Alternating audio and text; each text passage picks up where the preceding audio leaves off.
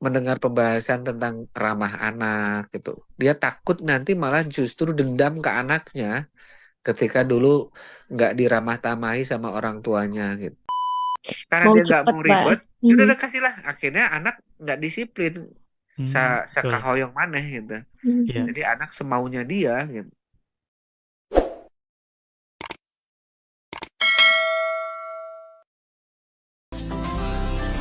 Sesaat lagi Anda akan menyimak Bincang Psikologi Keluarga. Assalamualaikum warahmatullahi wabarakatuh, Pak Wasmin. Waalaikumsalam warahmatullahi wabarakatuh. Teh Nahla, Kang Dafa, gimana kabarnya sahabat-sahabat juga? Masya Allah. Alhamdulillah, kabar Alhamdulillah. baik dan sehat ini Pak Wasmin. Pagi hari ini kabar sehat Alhamdulillah. dan baik juga Pak Wasmin ya. Luar biasa, Alhamdulillah sehat walafiat, segar bugar, Alhamdulillah. Alhamdulillah, luar biasa. Di pagi hari ini Pak Wasmin, pagi menjelang siang hari ini insya Allah kita akan kembali coba membahas begitu. Pembahasannya ini berlanjut begitu ya. Ada di bagian yang ketiga saat ini Pak Wasmin. Mungkin di awal juga ini perlu kembali dihadirkan juga. Seperti apa disiplin tanpa kekerasan dan juga poin-poin pembahasan selanjutnya ini seperti apa Pak Wasmin. Silakan. Iya, betul. Ini tadi malam saya dihadirkan guru sama Allah ya, seorang guru Masya yang Allah. membuat ini menjadi penting pagi ini pembahasan. Jadi Ya. beliau itu sudah ya usia laki-laki, sudah berpenghasilan, kalau orang lain yang di bawah beliau dari sisi finansial aja sudah banyak yang menikah. Saya nggak sebutin umurnya ya, karena sudah Mhm, hampir iya. menyentuh ya masih udah mau menyentuh kepala tiga lah gitu ya. Mhm, baik. Tapi bahkan ada juga contoh yang lebih dari itu. Ini hanya yang uniknya kenapa eh, orang yang seperti beliau dengan wajahnya yang lebih ganteng dari saya gitu. Mhm, iya, iya. Seganteng Kang Dava lah ya. Masya Allah. Kang Dava udah menikah belum ya? Belum ya? Belum, Pak. Ah, nah, tapi kalau dia udah seganteng Kang Dava, kemudian udah punya penghasilan, yang untuk ukuran logisnya harusnya sudah menikah gitu. Mhm, Dia yang adik-adik di bawah beliau juga udah pada menikah, tapi belum gitu. Nah, ketika ditanya-ditanya, bu malah cenderung menghindari menikah gitu ya. Ini baik, baik. ini agak unik nih, karena ya akhwat yang mau juga banyak gitu. Iya. Penghasilan udah ada gitu. Ya, yang teman-temannya nyodor-nyodorin juga banyak. Mhm, iya. Nah ini kok enggak gitu. Nah selidik punya selidik, dia punya persepsi agak kurang pas berhubungan dengan keluarga, dengan pernikahan, agak kurang pas berhubungan dengan orang tua gitu. Jadi Mhm, iya. ketika ngobrol lebih lanjut, dia itu agak worry gitu ketika mendengar pembahasan tentang ramah anak gitu. Dia takut nanti malah justru dendam ke anaknya ketika dulu nggak diramah tamahi sama orang tuanya gitu. Kemudian ketika saya gali gitu, ada peristiwa nggak yang paling diingat? Justru ini yang menarik bagi saya. Usia 2 tahun, kata dia manggil saya, usia 2 tahun, 2 tahun setengah itu kan Pak, jadi itu kan jarang yang punya punya memori sampai di usia itu ya gitu. Coba Mhm, Kang Dava iya. pertama punya ingatan di usia berapa? Paling kecil itu Mhm. memori kecil itu kan rata-rata di Usia 4 atau 5 tahun mungkin ya? empat ya. Yang 2 tahun 2 tahun setengah rata-rata nggak tahu kita waktu itu lagi ngapain gitu kan. Mhm, iya, iya. Tapi dia inget banget deh, inget banget di bayangannya di usia 2,5 tahun. Tapi bayangan pertama yang dia ingat tentang sosok orang tuanya dalam hal ini saya nggak sebutin bapak atau ibunya ya. Dalam hal ini salah satu orang tuanya itu adalah saat dia mungkin karena nakal atau apa dicelup-celupin ke bak dia itu. Iya, iya. Dicelupkan ke bak. Itu adalah memori pertama yang dia ingat sebagai anak, dan itu adalah ingatan buruk tentang perilaku orang tuanya. Sebuah kekerasan di mana dia dicelupkan ke ke bak mandi gitu, dicelup-celupin gitu sampai ya sampai dia Mhm, sebagai iya. hukuman karena kenakalannya gitu. Ketika saya tanya apa sih kenakalan dia nggak ingat persis gitu. Apa yang disampaikan orang tua Anda yang dikatakan kalimatnya dia nggak ingat persis, hanya yang dia ingat itu saat dia dimarahi dengan dicelup-celupkan ke bak mandi gitu. Ini ingatan ini yang membuat dia nanti kalau sebagai orang tua saya siap nggak gitu. Kalau sebagai ayah saya siap nggak terhadap anak? Saya takut akan ada dua hal. Terlalu menyayangi karena dulu diperlakukan tidak enak sehingga nanti tidak bisa tegas ke anak, atau kebalikannya dia nanti secara di bawah sadarnya akan menaruh dendam, akhirnya dia ke anaknya akan keras juga gitu. Iya. Nah, ini menjadi awalan yang penting kita untuk meneruskan pembahasan disiplin tanpa kekerasan ke anak. Bagaimana saya kedatangan guru saya tadi malam, bahwa kekerasan terhadap anak ini ternyata dampaknya jauh ke depan ya, di mana bukan hanya masalah minder yang akan dia alami, bukan hanya psikosomatis yang akan anak alami, trauma-trauma itu ternyata ke bawah sampai tadi contohnya hal yang harusnya dia sudah bisa lakukan, tapi gara-gara dia punya trauma masa lalu atas kekerasan pengasuhan orang tuanya, dia sampai nggak bisa lakukan, yaitu sebuah pernikahan yang harusnya mudah untuk dia menjadi sulit sekali untuk Iya. ukuran dia gitu. Yang istilah orang, apa sih kekurangan kamu sehingga belum menikah gitu. Oke. Akhwat banyak yang mau gitu ya. Nah, ini makanya kemarin sudah 5 poin ya dibahas sama Bu Lilis. Nah, kita ada Iya, betul. poin lanjutan hari ini. Kita review sebentar ya. Poin yang pertama, berikan contoh yang baik. Poin yang kedua, tetapkan aturan yang jelas dan konsisten. Poin yang ketiga, pujian dan penghargaan. Poin yang keempat, berikan penjelasan kenapa aturan-aturan itu dibuat. Kenapa hal ini boleh dan itu tidak boleh.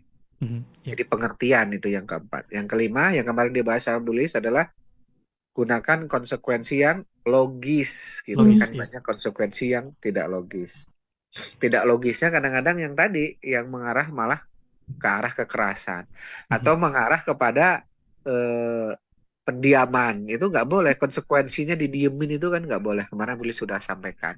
Iya. Nah, bagaimana kalau konsekuensinya ditanggung orang tua sehingga anak jadi merasa bersalah? Nah, ini pernah dilakukan ini, tapi apakah anak Gen Z, Gen Alpha sekarang bisa digitukan? Mari kita ini simak dulu ceritanya ya. Iya. Ceritanya ketika cucunya Mahatma Gandhi ya, Arun Arun Gandhi, ketika dia diajak sama bapaknya ke ke kota ya, karena dia tinggalnya di suburban gitu. Dia ketika ke kota, bapaknya ada seminar gitu, ada simposium, anaknya dititipin mobil untuk sekalian diservis di bengkel kan gitu. Dan nanti tolong jemput jam 5 sore, kata bapaknya gitu. Nah, ini cucunya Mahatma Gandhi ini namanya anak muda kan. Setelah setelah di bengkel, selesai dari bengkel, masih ada waktu, nontonlah ke bioskop si cucunya Mahatma Gandhi ini. Nah, ketika di bioskop, dia lupa harus menjemput bapaknya jam 5 sore.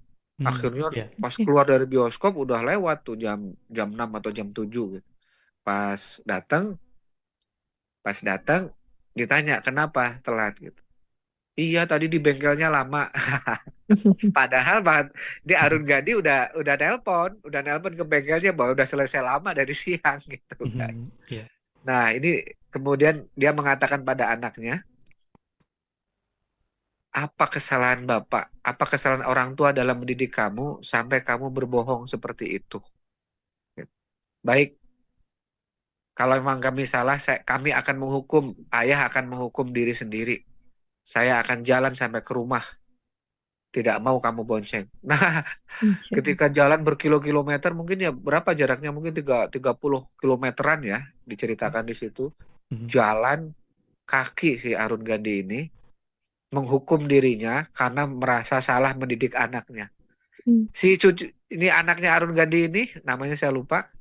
Dia dia ngikutin pelan-pelan di belakang bapaknya sambil ngerasa bersalah dan berdosa luar biasa gitu ya.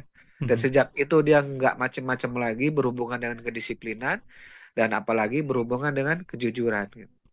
Bapaknya menghukum dirinya dengan jalan berkilo-kilometer sampai ke rumahnya di kampung ya. Nah, ini sebuah teknik juga mendisiplinkan anak tanpa kekerasan. Hanya untuk sekarang laku gak ya?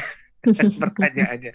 Anak sekarang kalau ibunya Iya. menghukum gitu, kalau kamu gini terus mama keluar dari rumah ini. Kemudian ibunya keluar gitu berhari-hari. Anaknya di rumah malah seneng-seneng aja Iya. kayaknya.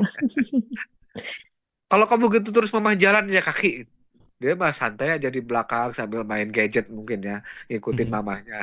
Kurang Iya. rasa bersalahnya gitu. Nah, sehingga konsekuensi yang logis ini tentu dibuat sesuai disambil diteliti kalau saya Hmm. ya. Kemarin Bu Lilis mungkin sudah menjelaskan lebih panjang lebar. Nah, yang keenam, hari ini kita mulai ke yang keenam, yaitu buatlah time out atau waktu tenang. Jadi jika anak berperilaku sangat buruk, berikan waktu tenang agar mereka bisa menenangkan diri dan merenungkan perbuatannya. Pastikan anak mengerti bahwa ini adalah Mhm. waktu untuk berpikir, bukan hukuman, ya. Iya. Biasanya time out itu kalau dulu anak-anak saya masih kecil itu ada kursi kursi ini tolong bedakan antara time out dengan time in ya. Kalau Mhm. time in Iya. itu mengurung, mengucilkan. Biasanya di kamar mandi atau di tempat gelap itu nggak boleh. Itu masuk kekerasan ya. Mhm. Itu Iya, iya. masuk masuk kekerasan. Anak bisa trauma. Tapi kalau time out ini nggak bukan di tempat gelap, hanya tempat kayak misalnya di belakang TV gitu ya, di mana orang pada nonton TV dia di belakangnya. Mhm. Jangan di depan TV itu kan bukan time out. Dia Iya, iya. nonton TV nanti. Betul. Gadgetnya diambil, dia duduk di kursi, namanya kursi tenang kalau saya sebut. Di sini duduk di kursi tenang. Anak saya udah tahu kalau di kursi tenang artinya dia nggak bisa ngapa-ngapain, nggak bisa main, nggak bisa nonton gitu. Untuk berpikir gitu. Biasanya awalnya nggak bisa. Kamu duduk sini. Hmm. Duduk kalau sudah tenang, kalau sudah nggak nangis, kamu baru boleh kalau sudah tersenyum. Duduk situ. Nah biasanya dia akan berpikir bahwa itu nggak benar, nggak Mhm. proporsional, dan itu biasanya dia akan mulai tahu. Itu bukan masuk kekerasan, Iya. itu masuk time out namanya. Teknik-teknik time out ini variasinya banyak banget. Misalnya ya, kalau orang tua lagi dihajat atau ada di tempat umum gitu, anak malah Mhm. wah perilaku buruk bahkan mungkin mengganggu gitu. Iya. Nah itu caranya orang tua ngajak anak dulu, digendong dulu, diajak ke tempat yang agak sepi, tapi jangan ditinggalin. Iya. Kalau Mhm. ditinggalin namanya kekerasan ya. Iya. Jadi ditenangkan dulu. Kita belum akan main dulu. Di tempat yang sepi itu dia disuruh berpikir sambil digendong atau sambil didudukan. Tenang, tarik nafas. Nah, kalau kamu sudah tenang kita akan ke sana lagi. Kalau kamu sudah tenang kita akan cari barang yang tepat, tapi bukan barang yang kamu inginkan. Karena barang yang kamu inginkan di luar rencana kita. Misalnya dia nangis Iya. karena minta apa gitu ya. Mhm. Nah itu anak harus nggak bisa diikutin semua keinginannya. Itu malah nggak mendisiplinkan. Dia Iya. misalnya udah dikasih jajan ini gitu, dan itu udah bawa jajan dari rumah. Tiba-tiba dia seenaknya minta balon misalnya. Apalagi tukang balon di kita itu kalau Nahla, Teh Nahla kan di Jogja ya. Kalau Hmm. di Mhm. Jogja ada Mhm. nggak ya tradisi kayak di Bandung? Di Bandung itu tukang balonnya tuh kadang-kadang dikasihkan aja ke anak. Iya, iya. Jadi Kan seakan kesel orang tua kita sebagai terpaksa orang tua. beli gitu ya, Pak ya. Kenapa dikasih? Kan akhirnya ketika anak sudah megang kan bingung kan kita masa harus Iya, iya. ujung-ujung harus bayar. Iya, Enggak, Pak. iya. Kadang-kadang kita ambil balonnya kita kasihkan lagi ke tukang balon. Akhirnya kan anak nangis tuh. Mhm. Mhm. Sebel banget di tukang balon permainannya kayak gitu. Nih nanti Kang Dava nih siap-siap nih. Tukang balon di Iya. Bandung suka gitu tuh. Dia Betul, Pak. memainkan psikologi kita nih orang tuanya. Lagi Betul. asik-asik digendong atau kita tuntun, tiba-tiba balonnya dikasihkan coba ke anak kita. Mhm. Nah Iya. itu kan kita suruh bayar maksudnya gitu. Nah, kan kita bilang enggak Pak, lagi enggak perlu balon. Di rumah juga banyak balon gitu. Akhirnya kan anak nangis. Ya kalau nangis dan nggak bisa dikendalikan tadi, kita bawa ke tempat yang sepi gitu, Iya. tenang. Kamu tenang dulu di sini sama ayah atau sama bunda. Nanti kalau sudah tenang kita ke sana. Kita mencari hari ini kan kita agendanya mencari nasi timbal, bukan nyari balon kan gitu. Misal gitu ya. Mhm. Iya, iya. Gitu. Kami ada daerah di Bandung itu ada daerah Punclut dulu kita setiap pagi tradisi ke sana jalan sampai Oke. di atas nasi timbal. Mhm. Tapi kadang-kadang di sela-sela perjalanan itu ada aja tuh pedagang yang itu ya, yang menggoda anak kita. Nah, Mhm. anak kita harus disiplin, nggak Hmm. bisa semau dia belanja-belanja gitu. Kalau pakai uang dia bisa boleh, tapi juga harus ada batasnya. Iya. Itu. Jadi metode time out itu banyak. Bahkan kalau saya ya kalau anak sudah gede, time outnya modelnya malah kita yang mengurung. Kita yang mengurung di kamar. Iya. Dia Nah, kadang-kadang gedor-gedor pintu. Oke, nanti kamu yang kalau rusak kamu yang ganti gitu. Jadi bukan dia yang kurung di kamarnya, kalau malah kita yang mengurung kalau dia sudah out of control kadang-kadang ya. Yang mhm. kadang-kadang Iya. nanti bisa memancing kita yang ngurung di kamar gitu. Nah, sekarang pintu kamar saya malah lebih kuat nih daripada pintu depan. Karena Iya, untuk mendidik anak, jadi kalau dia nanti tendang-tendang pintu, kerasan pintunya terbuat dari kayu solid. Kalau dulu kan waktu dari developernya dikasih kayu triplek iya. sampai jebol tuh. Sekarang kita ganti kayu solid kalau ditendang-tendang, jadi dia sakit sendiri kakinya gitu ya. Ya itu metode time out itu salah satu teknik untuk mendisiplinkan anak tanpa kekerasan ya. Kekerasan, betul. Hanya kadang-kadang kenapa sih saya pikir-pikir kenapa sih orang tua itu kadang-kadang ada dua yang dilakukan. Kalau nggak keras ke anak, ikutin Mhm. anak. Itu Iya. ternyata sebabnya simpel sekali Teh Nazila, Kang Nafa Hmm. ya. Mhm. Sebabnya simpel. Nggak mau ribet. Udah karena Mau dia nggak cepat, mau Pak. ribet, ya udah kasihlah. Akhirnya anak nggak disiplin. Betul. Sakahoyong maneh gitu. Iya. Jadi anak semaunya dia gitu. Karena nggak mau ribet itu, ya udahlah kasih gitu. Atau juga tadi kalau karena dia nggak mau menempuh prosedur yang kita jelaskan dari kemarin itu, akhirnya orang Mhm. tua menggunakan senjata yang menurut dia efektif, tapi padahal ini mengakibatkan trauma, yaitu dengan Trauma, marah, betul. tidak nggak mau, Mhm. sambil mungkin dengan gaplokan atau dengan cubitan atau apa. Mungkin anak sementara nurut karena dia sakit gitu, tapi ini yang Iya. membuat dia trauma ya. Mhm. Jadi kalau mendidik anak ya emang untuk orang yang ikhlas itu nggak ada istilah ribet ya. Atau kalau mungkin levelnya belum ikhlas tapi Anda punya jiwa pendidik deh ya. Mhm. Jiwa Iya. pendidik gitu. Nah, anehnya lucu juga nih ada guru yang kalau di sekolah itu sabar ke anak-anak orang, tapi ke anaknya kadang-kadang Ke anak karena anak sendiri orang begitu mungkin ya. dia nggak berani Mhm. keras kali ya. Itu kalau ke anak sendiri keras ini. Aneh Mhm. juga. Iya. Saya dapat klien tuh anak yang trauma karena keras orang tuanya keras. Ternyata orang tuanya tuh guru gitu. Berarti Iya. dia keras juga di sekolah. Enggak apa kalau di sekolah ke anak orang lain dia agak berani keras. Ke anak sendiri keras.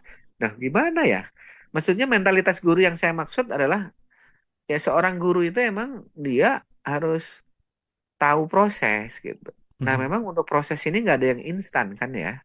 Iya, betul. Karena nggak ada yang instan, nah istilahnya orang ribet, ya memang harus ribet.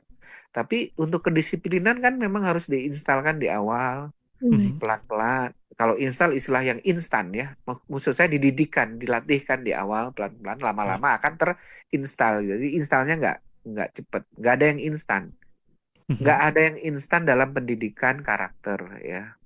Pendidikan karakter dalam konteks ini adalah disiplin itu nggak bisa instan gitu, Ya. Mhm. Iya, Pak nggak Wasmin. ada dan lagi nggak bisa dibeli di toko kedisiplinan itu.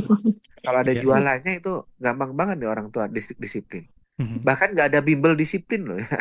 Ada juga Iya. bimbel yang bisa ngasih garansi uang kembali itu bukan di bimbel karakter itu. Itu bimbel UMPTN gitu yang soal-soal di drill itu 3 bulan 6 bulan memang bisa itu ngelotok. Tapi kalau bimbel disiplin nggak ada yang bisa ngasih garansi ya.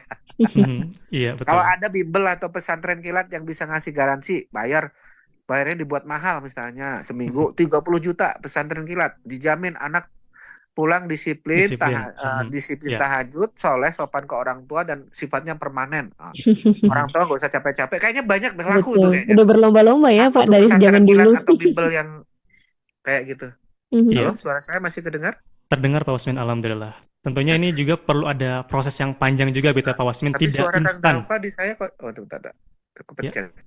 Ya Mhm. oke. baik. Ya, tentunya Pak Wasmin ini pun juga terkait dengan adanya penerapan disiplin tanpa kekerasan juga perlu waktu yang proses begitu. Ada waktu proses Betul, panjang juga.